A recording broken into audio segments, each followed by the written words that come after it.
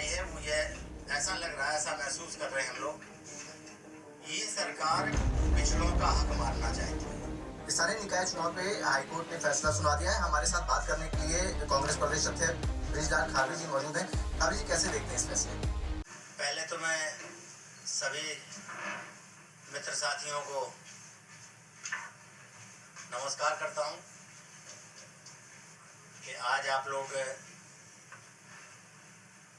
यहाँ कांग्रेस कार्यालय में उपस्थित हैं।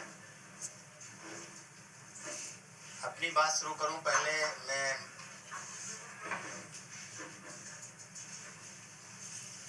कल के जो जजमेंट आया है, सरकार का जो बयान आया है, उत्तर प्रदेश की सरकार ने जो घोर लापरवाही की है नगर निगम, नगर पालिका, नगर पंचायत के चुनाव में, कि पहले अधिसूचना जारी कर दी और अधिसूचना जारी करने के बाद जब मामला पब्लिक के बीच में गया तो जो ओबीसी का रिजर्वेशन डिक्लेयर किया है उसको लेकर के तमाम लोग हाई कोर्ट की शरण में गए। उसका कारण क्या था कि जो सीट सामान्य थी उस सामान्य सीट पर उनकी संख्या ज़्यादा होने के बावजूद भी उस सीट को किसी न किसी रिजर्वेशन में डाल करके कुछ सामान्य वर्ग के लोगों के हक को मारा जा रहा था और वो लोग जाकर के हाई कोर्ट में चले गए। हाई कोर्ट ने जो निर्णय दिया है उसके बाद जो सरकार ने स्टेटमेंट दिया है, ये दोनों में विरोधाभास है। सरकार को जो निर्देश मिले थे माननीय सुप्रीम कोर्ट के समय से चुनाव कराने के, और उसी के तारतम्य में इन्होंने जल्दीबाजी में बिना रैपिड सर्वे कराए, बिना आयोग की रिपोर्ट लिए जो पिछड़ी जातियों का रिजर्वेशन दिया है वो एक जानबूझ करके लैकुना छोड़ा गया था कि हम इधर से, सरकार इधर से अधिसूचना जारी कर रही है और सरकार के ही दूसरा अंग बाएं से जाकर के सुप्रीम कोर्ट जाकर के, हाई कोर्ट जाकर के इस अधिसूचना के लिए चैलेंज खड़ा करते हैं। सुनवाई के बाद जो चीज निकल के आई है वो ये ऐसा लग रहा है, ऐसा महसूस कर रहे हैं हम लोग, ये सरकार पिछड़ों का हक मारना चाहती है। ये सरकार पिछड़ों को संवैधानिक अधिकार नहीं देना चाहती है, ऐसा महसूस किया है। तो हमने आप लोगों के माध्यम से, कांग्रेस पार्टी ने आप लोगों के माध्यम से इनकी इस नीति का विरोध किया है। कांग्रेस चाहती है कि जो संवैधानिक अधिकार पिछड़ों को मिला है मंडल कमीशन के आधार पर, उन्हें पूरा मिलना चाहिए। सरकार ने जो मंशा बनाई है वो इनके अधिकारों को, इनके जो अधिकार हैं उनको खत्म करने का। उदाहरण के तौर पर मैं कह सकता हूं,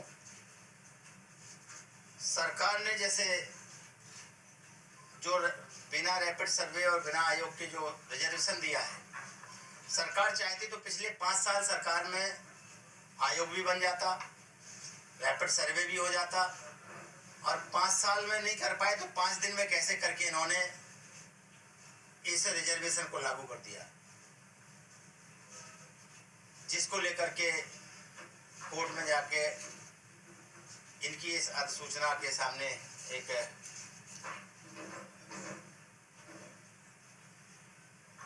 अपील कर दी। तो जो सुप्रीम कोर्ट, हाई कोर्ट ने जो निर्णय लिया है और ये भी कहा है कि ये इन सबको नजरअंदाज ना करते हुए सरकार रैपिड सर्वे, आयोग, इन दोनों का सहारा लेकर के रिजर्वेशन क्लियर करे। तो क्या 2 दिन में ये काम हो सकता है? मैं सरकार से पूछना चाह रहा हूं कि ये काम क्या 2 दिन में या 2 महीने में हो सकता है? इसके लिए समय चाहिए और ये सरकार चाहती है कि इनके अधिकार ना देने पड़े और हम चुनाव ना कराएं। चुनाव ना कराने के भी बड़े कारण हैं। जिस बड़े और छोटे कस्बे में आप जाएंगे तो सड़कें खुद ही पड़ी हुई हैं। अगर इन दिनों ने चुनाव कराने के लिए दबाव डाला जाता है या सरकार चुनाव कराने के लिए मन बनाती है तो इनके रिजल्ट इनके पक्ष में नहीं है, क्योंकि कोई सा शहर देख लीजिए आप जहाँ पर पानी की लाइन को डालने के लिए, सीवर को लाइन डालने के लिए जो इन्होंने स्मार्ट सिटी बनाने की बातें कही हैं, उसके नाम पर पूरी सड़कें खुद ही पड़ी हुई हैं। जब ये चुनाव के मैदान में जाएंगे तो जनता सवाल खड़ा करेगी, इसका भी इनको डर है। इसलिए इन्होंने अधिसूचना जारी समय से की और कोर्ट के माध्यम से इसको रुकवाने का काम भी सरकार की एक मोनोपोली है, ऐसा स्पष्ट हो गया है। इसलिए हमने आज आप लोगों के माध्यम से कांग्रेस की तरफ से कांग्रेस की बात रखने का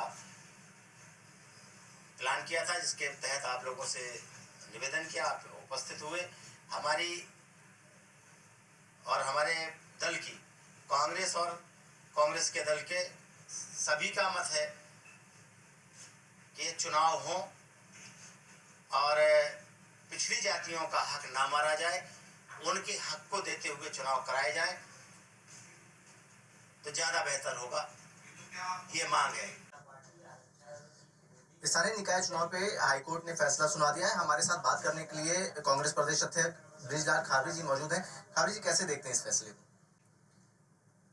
फैसला तो जो लिया गया है सरकार की मंशा के अनुरूप ही है ना। सरकार नहीं चाहती है पिछड़ों का हिस्सा देकर के चुनाव कराया जाए, लेकिन आयोग के कोर्ट के सामने जब ये मामला गया तो कोर्ट ने कहा कि बिना ट्रिपल टेस्ट, बिना आयोग की संस्तुति के ये आरक्षण लागू ना हो।